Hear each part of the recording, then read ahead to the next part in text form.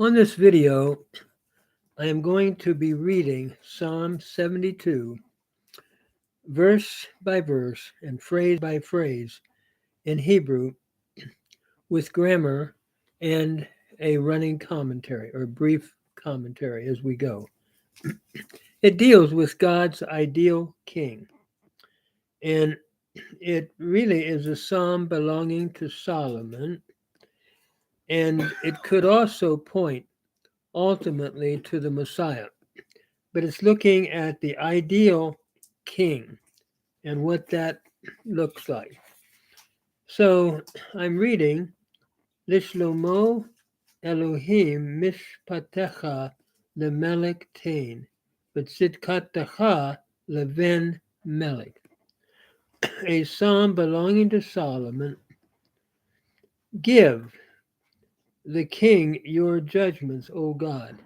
O God, your judgments give to the king, and your righteousness to the son of the king. Notice here, tain is an imperative, a second masculine singular from the root natan, cow imperative, where the noon has elided or dropped off. So give your judgments, give the king or to the king your judgments and your righteousness to the son of the king. And it seems to me this is Hebrew parallelism referring to the same person, would be the uh, previous king's son, who is also uh, the king all the way through here. So, in other words, we're talking about the same person looking at the rightful heir of the throne, which would have been the same person really as the king. So then we go on. Yadin amacha v'tzedek v'aniyecha v'mishpat, that he may judge your people in righteousness and your poor with justice. Notice Yadin here is the imperfect from din to judge, a cow imperfect third masculine singular, that he may judge your people in righteousness and the poor with justice. And then verse 3, Yis'u harim shalom la'am ugevaot bitzdaka. The mountains will bear peace to the people, and the hills with righteousness. Notice Yisah is from Nasa, to bear, and it is a cow imperfect third person plural, masculine plural from Nasa.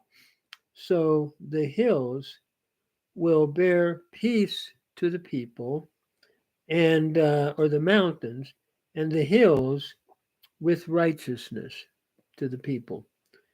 And so we're looking basically at how peace is going to reign throughout this king's kingship.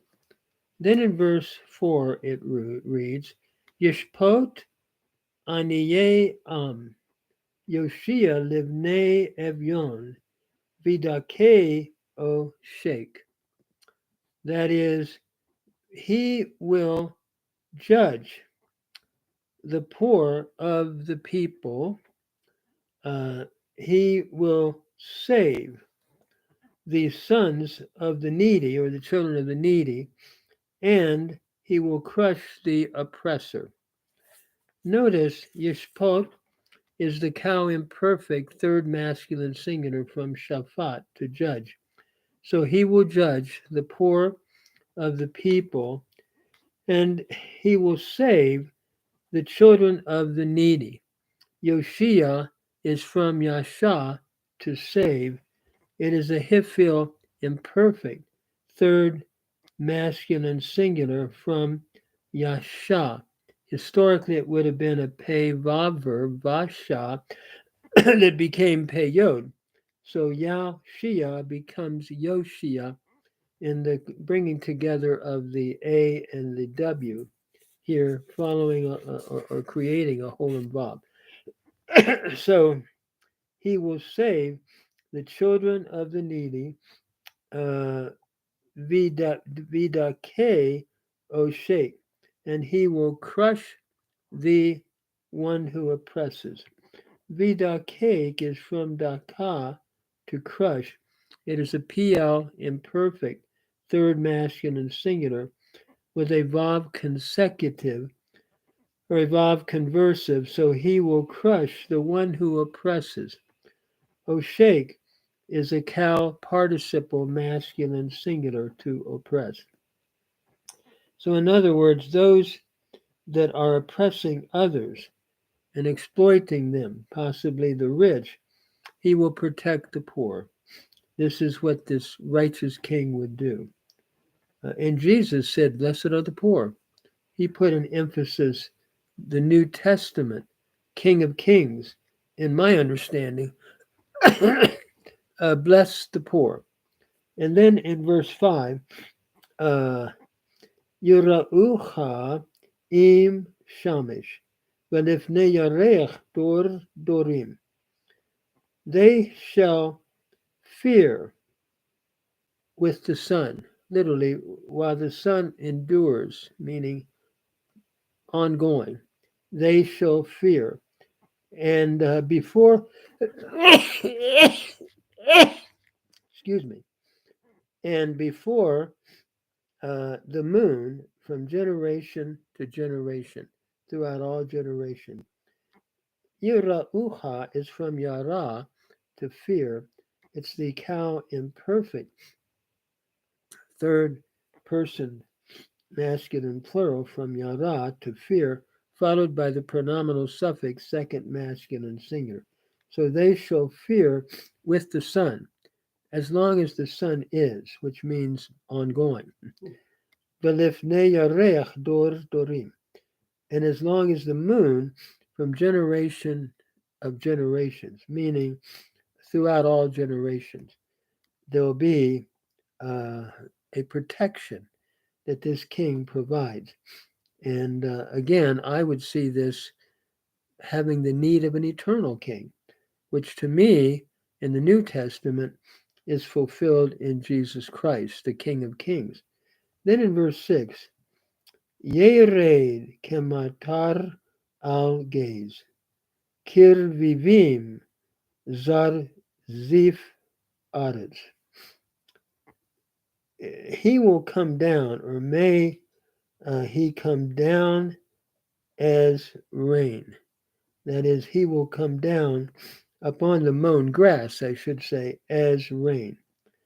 In other words, he will give moisture to the land.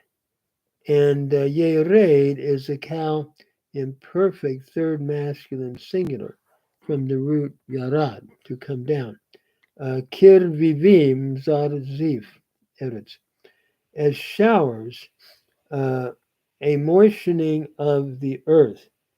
In other words, it's an interesting word here, zar zif, like as showers, giving a moistening of the earth. This is what the king would be like. I think it's saying, it's sort of like bringing freshman, or something fresh, like moistening rain. Then verse 7, Yifrach v'yamav tzaddik v'rov shalom ad beli yareach. In his days, the righteous one will flourish. The abundance of peace, till the moon be no more, until really without the moon. In other words, till the moon cease to be. His days will bring peace to the righteous. Notice Yifrach is from parak, to flourish, a kal imperfect third masculine singular, So the righteous will flourish in his days. V'rov shalom ad beli yareach. And there'll be abundance of peace till the moon is no more. Until there's not a moon is the idea, meaning ongoing. Then in verse 8, Vayer meyam ad yam, umin nahar ad afse adet. He will have dominion from sea unto sea, and from the river unto the ends of the earth. Vayered is from Yarad. It's the count imperfect, a third person singular from Yarad, to have dominion, with a vav connective. So he will have dominion from sea unto sea, and from the river unto the ends of the earth. The river here is no doubt the Euphrates River, which would be the eastern edge of the boundary of the Palestine at that time. And it's sort of a way of saying the whole world. In other words, everywhere. So he will have dominion from sea unto sea, and from the river to the ends of the earth. In other words, his dominion will be a worldwide dominion. And again, this is the ideal king, which I would see applied in the New Testament to Christ. His kingdom is from shore to shore. Throughout all the world, Christ reigns. And so this is an amazing psalm. I'm going to stop here. I don't want to make this too long, the grammar, and I'll pick up here next time, and we'll just continue on. And I hope this might help someone as we do the grammar along with a running commentary.